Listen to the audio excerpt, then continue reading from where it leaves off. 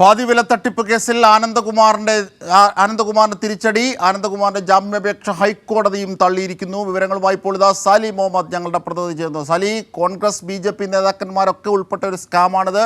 ഇതിൽ ആനന്ദകുമാറിന്റെ ജാമ്യാപേക്ഷ തള്ളുമ്പോൾ ഏതൊക്കെ തരത്തിലാണിത് ബാധിക്കുക? എന്തൊക്കെയാണ് കോടതിയിൽ നിന്നുള്ള ഇപ്പോഴത്തെ വിവരങ്ങൾ?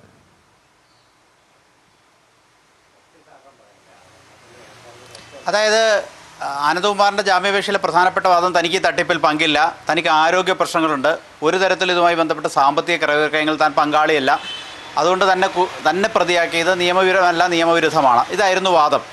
അതേ വാദം ഉന്നയിച്ച് സെഷൻസിൽ പോയിരുന്നു. സെഷൻസ് ആ വാദം തള്ളി ജാമ്യം നിഷേധിച്ചു. തുടർന്നാണ് അപ്പീലുമായി ജസ്റ്റിസ് PV കുഞ്ഞികൃഷ്ണൻ്റെ ബെഞ്ചിൽ ഹൈക്കോടതിയിലെത്തുന്നത്. അതിൽ വിശദമായ വാദം കഴിഞ്ഞ് കുറേ നാളുകളായി കോടതി കേൾക്കുകയായിരുന്നു. ഇന്ന് അല്പം മുമ്പ് വിധി പറഞ്ഞു, ജാമ്യമില്ല.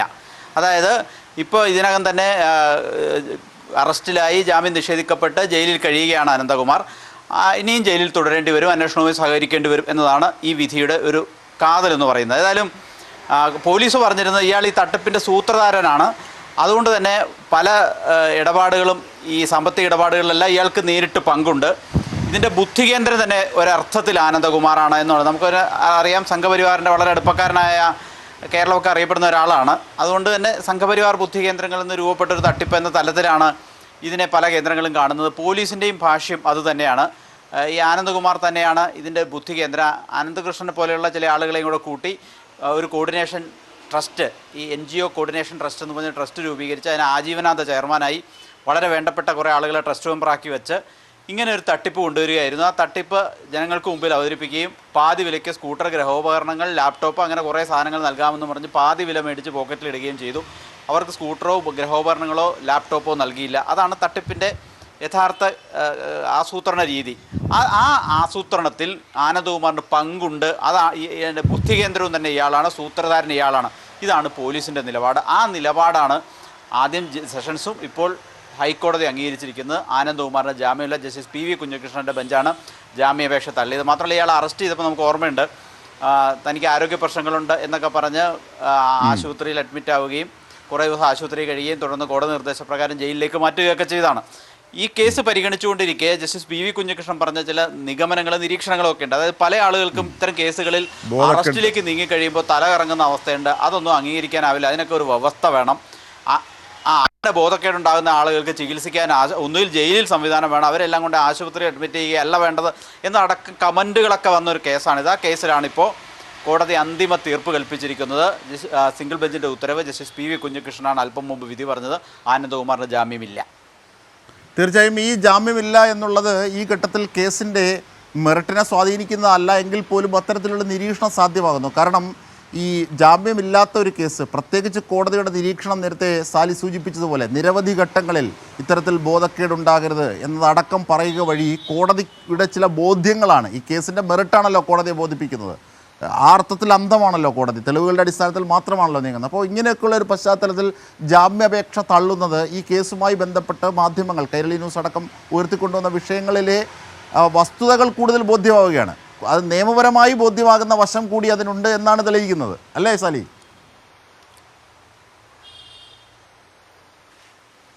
അതായത് ഒരാൾക്ക് ജാമ്യം നിഷേധിച്ചാൽ ആ കുറ്റകൃത്യത്തിൽ അയാൾക്ക് ഏതെങ്കിലും തരത്തിലുള്ള പങ്കുണ്ട് എന്ന സംശയം കോടതിക്കുമുണ്ട് എന്ന് തന്നെയാണ്. അതുകൊണ്ട് കൂടിയാണ് ജാമ്യം നിഷേധിക്കുന്നത്. അത് തന്നെയാണ് ഇവിടെയും നടന്നിരിക്കുന്നത്. മാത്രമല്ല ഇയാൾ പുറത്തു വന്നാലുണ്ടാകുന്ന ഒട്ടേറെ ഭവിഷ്യത്തുണ്ട്. നമുക്കറിയാം, ഇയാളൊരു സംഘപരിവാറുമായി ബന്ധപ്പെട്ട് ഒക്കെ പ്രവർത്തിക്കുന്ന ഒരാളാണ്. അദ്ദേഹത്തിന് സംഘപരിവാറുമായി അടുത്ത ബന്ധമുണ്ട്, വലിയ അധികാര കേന്ദ്രങ്ങളുമൊക്കെ ആയിട്ട് ബന്ധമുള്ള ഒരാളാണ്. അപ്പം അങ്ങനെയുള്ള ഒരാളെ സംബന്ധിച്ചിടത്തോളം അയാൾ പുറത്തു വരുന്നത് പലതരത്തിൽ ഈ കേസിനെ സ്വാധീനിക്കാനും വഴിതിരിച്ചു വിടാനും ഒക്കെയുള്ള സാധ്യതയുള്ളൊരു സാഹചര്യം ഉണ്ടായിരുന്നു. പോലീസിനെ, ക്രൈംബ്രാഞ്ച് അതിനെ ഭയക്കുന്നുണ്ടായിരുന്നു. കാരണം അങ്ങനെ പുറത്തു വരികയും തെളിവുകളും നശിപ്പിക്കപ്പെടുകയും സാക്ഷികൾ മൊഴി മാറ്റുകയും ഒക്കെ ചെയ്യുന്നൊരു സാഹചര്യം വന്നാൽ ഈ കേസിൻ്റെ മെറിറ്റ് തന്നെ ഇല്ലാണ്ടാകുന്ന ഒരു സാഹചര്യം ഉണ്ട്. കാരണം ഇയാളാണ് ഇതിൻ്റെ ബുദ്ധി കേന്ദ്രം. ഇയാളെ ചോദ്യം ചെയ്ത് ഇയാളിൽ നിന്ന് കിട്ടുന്ന വിവരങ്ങളാണ് ഈ കേരളം ഞെട്ടിയ ഈ സ്കാമിൻ്റെ അന്വേഷണത്തെ ഏറ്റവും നിർണായകമായി സ്വാധീനിക്കുന്ന ഘടകം. അപ്പോൾ ഇദ്ദേഹം പുറത്തു വന്നാലുണ്ടാകുന്ന പ്രതിസന്ധി എന്ന് പറയുന്നത് അന്വേഷണത്തെ തന്നെ അട്ടിമറിക്കുന്ന ഒരു സാഹചര്യം സംജാതമാകുമായിരുന്നു എന്നൊരാശങ്ക അന്വേഷണ സംഘത്തിനുണ്ടായിരുന്നു. അതുകൊണ്ട് ഭാഗ്യവശാൽ ഈ കോടതി അന്വേഷണ സംഘത്തോടൊപ്പം, പോലീസിനൊപ്പം, ക്രൈംബ്രാഞ്ചിനൊപ്പം നിന്നു എന്നുള്ളതാണ്. അവരുടെ നിലപാടാണ് കോടതിയെ സ്വാധീനിച്ചത്. ഇന്ന തെളിവുകളുണ്ട്, ഈ തെളിവുകൾ ഇയാൾക്കെതിരാണ്, ഈ തെളിവുകളനുസരിച്ച് ഇത്ര കോടി രൂപ ഇവർ തമ്മിൽ സാമ്പത്തിക ഇടപാട് നടന്നിട്ടുണ്ട്. അതിൽ അനന്തകൃഷ്ണൻ്റെയൊക്കെ മൊഴി 2 കോടി രൂപ കൈമാറിയിട്ടുണ്ട് എന്ന മൊഴിയടക്കമുണ്ട്.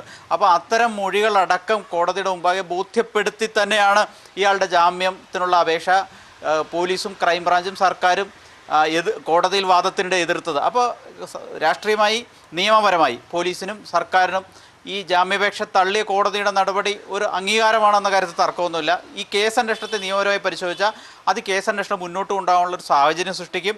കേസന്വേഷണം അട്ടിമറിക്കപ്പെടാനുള്ള സാഹചര്യം ഇല്ലാതാക്കും. അങ്ങനെ ഒരുപാട് പോസിറ്റീവുപരമായ നിയമപരമായ കാര്യങ്ങളും ഈ വിധിയിലുണ്ട്. ഏതായാലും അദ്ദേഹത്തെ സംബന്ധിച്ചിടത്തോളം വലിയ തിരിച്ചടി തന്നെയാണ്. ഇനി ജയിലിൽ കഴിയേണ്ടി വരും.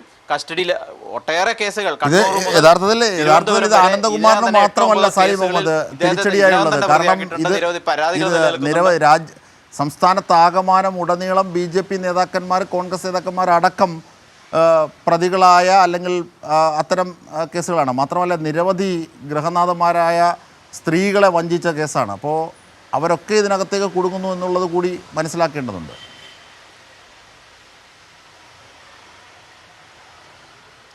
അത് തന്നെയാണ് ഇദ്ദേഹം പുറത്തിറങ്ങിയിട്ടുണ്ടാകുന്ന ഒരു പ്രശ്നം. നമുക്കറിയാം കോൺഗ്രസ് നേതാവ് ലാലി വിൻസെൻ്റ്, BJP നേതാവ് AN രാധാകൃഷ്ണൻ അടക്കമുള്ളവരുടെയൊക്കെ പേരിൽ ആരോപണം ഉയർന്ന കേസാണ്. ലാലി വിൻസെൻറ്റിനെ ഒരു ഘട്ടത്തിൽ പ്രതിയാക്കുന്ന സാഹചര്യം വരെ വന്നു. അപ്പോൾ അങ്ങനെ വളരെ പ്രധാനപ്പെട്ട UDF BJP നേതാക്കളെല്ലാം നേരിട്ട് ഇൻവോൾവ് ചെയ്തു എന്ന് ആരോപണം ഉയരുകയോ പരാതി ഉയരുകയോ ചെയ്ത കേസാണിത്. അപ്പോൾ അത്തരം കേസിൽ ഇദ്ദേഹം പുറത്തേക്ക് വരുന്നത് ഇതിൻ്റെ തുടർന്നുള്ള അന്വേഷണത്തെ കാര്യമായി തന്നെ സ്വാധീനിക്കുമായിരുന്നു എന്ന കാര്യത്തിൽ ഒരു തർക്കമില്ല. കാരണം വലിയ സ്വാധീനമുള്ള ആളുകളാണ് ഈ പാവപ്പെട്ട മനുഷ്യരെ പറ്റിച്ച് കോടികൾ പോക്കറ്റിലാക്കിയത്. അപ്പം സർക്കാർ എടുത്ത ഇച്ഛാശക്തിയോടുള്ള സമീപനം വളരെ പ്രധാനപ്പെട്ടതായിരുന്നു. അതുകൊണ്ട് തന്നെ പ്രത്യേക അന്വേഷണ സംഘത്തെ നിയോഗിച്ചു. അവർ കാര്യമായ അന്വേഷണം നടത്തുന്നു. സംസ്ഥാനത്തെമ്പാടും വ്യത്യസ്തമായ FIRകളിട്ട് ഈ ആളുകളൊക്കെ പ്രതിയാക്കിക്കൊണ്ടിരിക്കുന്നു. പരാതി നൽകാൻ തയ്യാറാവാത്തവരിൽ നിന്ന് പരാതി എഴുതി വാങ്ങി അന്വേഷണത്തിലേക്ക് കടക്കുന്നു. അങ്ങനെ ഒട്ടേറെ നടപടികൾ ആദ്യം പോലീസും പിന്നീട് ക്രൈംബ്രാഞ്ചും ഇത് നടത്തിക്കൊണ്ടിരിക്കുകയാണ്. അപ്പോഴാണ് ഈ ജാമ്യാപേക്ഷ വരുന്നത്. അപ്പോൾ ജാമ്യാപേക്ഷയുടെ പ്രാധാന്യം വളരെ പ്രധാനപ്പെട്ടതാണ്. കാരണം ഇത്ര സ്വാധീനമുള്ള ഒരു പ്രതി, മറ്റു പ്രതികൾ അകത്താകാനുള്ള ആളുകൾ അതിനേക്കാൾ സ്വാധീനമുള്ള ആളുകൾ, അപ്പോൾ അവരെല്ലാം കേസിൽ ഉൾപ്പെടുത്താനോ അവർക്കെതിരായ തെളിവുകൾ ശേഖരിക്കാനോ ഒക്കെ തടസ്സമാകുമായിരുന്നു ഇദ്ദേഹം പുറത്തിറങ്ങി മറ്റുള്ളവരെ സ്വാധീനിക്കാനുള്ള ശ്രമം നടത്തുകയും വിജയിക്കുകയും ചെയ്തിരുന്നെങ്കിൽ.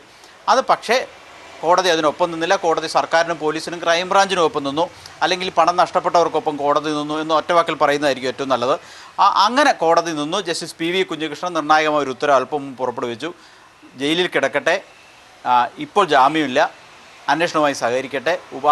ഏതായാലും വളരെ കർശനമായ നിർദ്ദേശങ്ങളും കോടതി അതിനൊപ്പം പറഞ്ഞിട്ടുമുണ്ട്. കൃത്യമായി കേസന്വേഷണവുമായി സഹകരിക്കാൻ തന്നെയാണ് കോടതിയുടെ നിർദ്ദേശം.